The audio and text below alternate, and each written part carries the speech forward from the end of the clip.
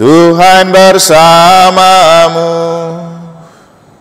dan bersama rohmu. Inilah Injil suci menurut Lukas.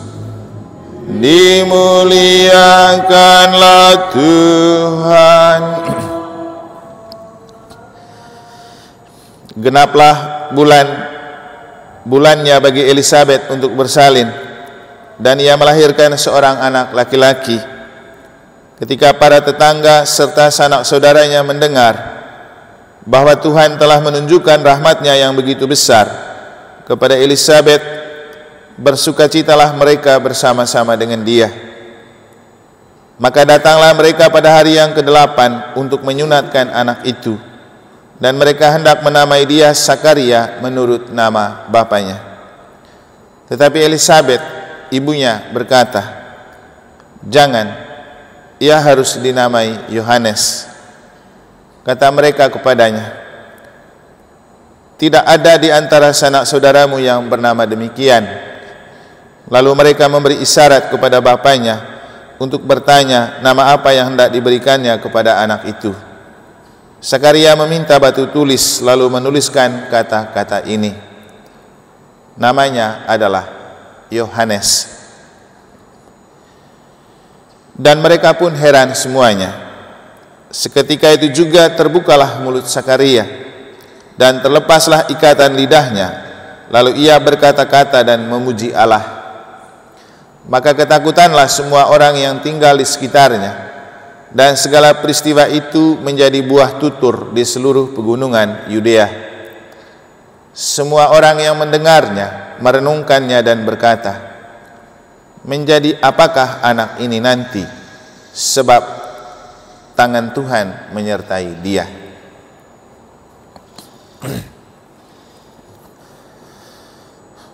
Demikianlah sabda Tuhan. Terpujilah Kristus.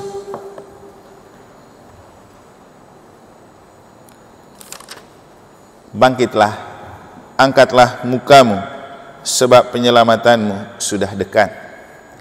Para suster, Bapak Ibu, saudara-saudari, adik-adik dan anak-anak sekalian yang saya kasihi dalam Tuhan, kesibukan dan gejolak-gejolak kondisi yang ada di sekitar kita tanpa kita sadari telah merusak konsentrasi kita untuk persiapan Natal.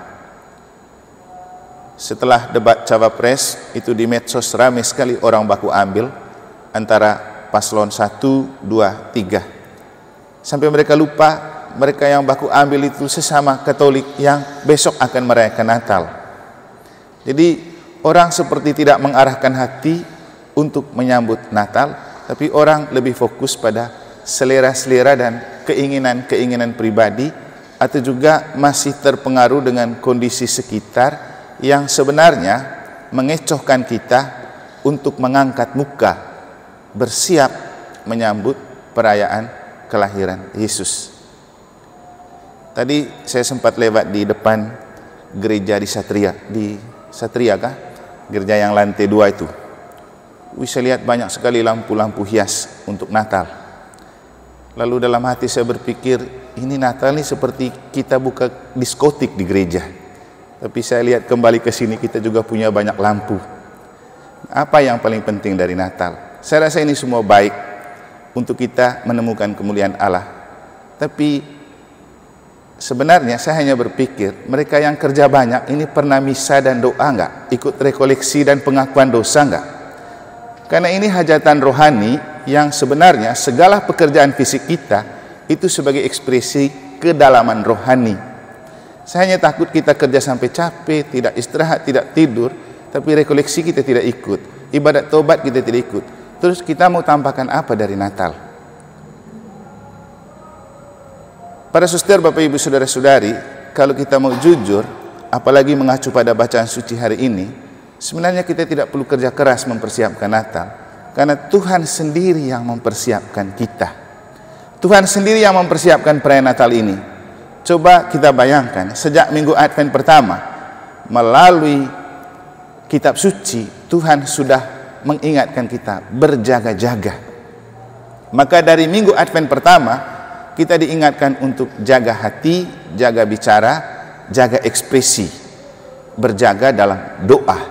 Maka doa adalah penjagaan terbaik untuk perayaan Natal. Kemudian dalam minggu Advent kedua, lagi-lagi Tuhan mengingatkan kita melalui kitab suci, luruskan hati yang lekak-lekuk, atau jalan yang lekak-lekuk, atau yang bengkok. Kita perlu luruskan hati, berarti fokus pada hati. Karena kita pingin supaya Yesus itu lahir lagi di hati kita. Itu paling penting dari Natal, membaharui hati. Kemudian dalam minggu Advent ketiga, minggu Gaudete, Tuhan mengingatkan kita untuk menjadi pribadi bahagia, bersukacita. Dan tidak ada sukacita dan kebahagiaan yang terungkap dari diri kita kalau kita tidak punya hati yang bahagia. Maka lagi-lagi kembali ke hati. Maka seluruh pekerjaan kita menyambut perayaan Natal harus mengekspresikan kedalaman rohani dan kedekatan kita dengan Tuhan. Maka doa adalah bingkai terkuat, atau hidup rohani adalah hal terpenting. Sebenarnya saya sengaja bikin misa harian sore ini. Maksud saya, yang bertugas itu perlu dipasok secara rohani. Bapak Ibu bisa lihat, untuk memasok PLN kita sudah antre mobil di situ kan, supaya listrik tidak mati.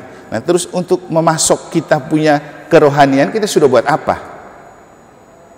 Nah, itu jauh lebih penting. Maka sebenarnya kita misa ini mempersiapkan diri. Kalau saya pribadi juga memanfaatkan misa ini untuk mempersiapkan diri bagi perayaan Natal.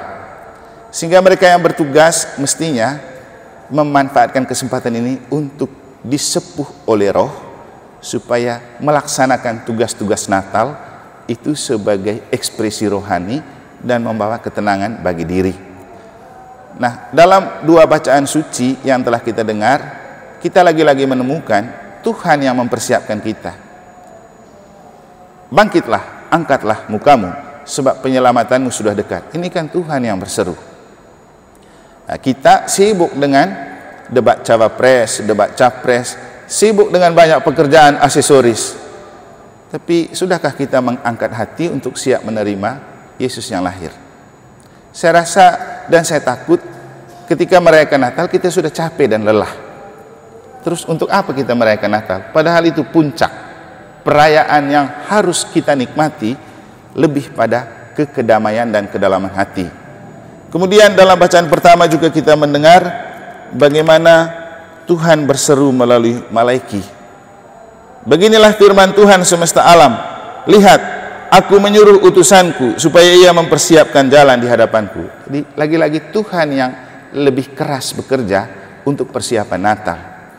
Kita manusia kadang-kadang demi gengsi, makanya kita lebih banyak bekerja di bagian aksesoris, tapi kita lupa mempersiapkan hati. Bapak Ibu, kita masih punya waktu 1 hari untuk mempersiapkan hati. Bahwa persiapan-persiapan yang bisa kelihatan dengan mata itu gemerlap, mungkin oke dari segi dunia, tapi yang paling penting itu hati kita. Sudahkah kita menyiapkan hati untuk menjadi palungan itu kembali Yesus lahir di hati kita? Harapannya, kelahiran Yesus membuat kita makin memuliakan Allah dengan menciptakan kedamaian.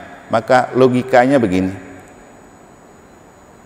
pemilu atau pilpres dan pemilihan legislatif akan membuat kita kehilangan damai, karena pasti ada konflik, karena ada banyak kepentingan.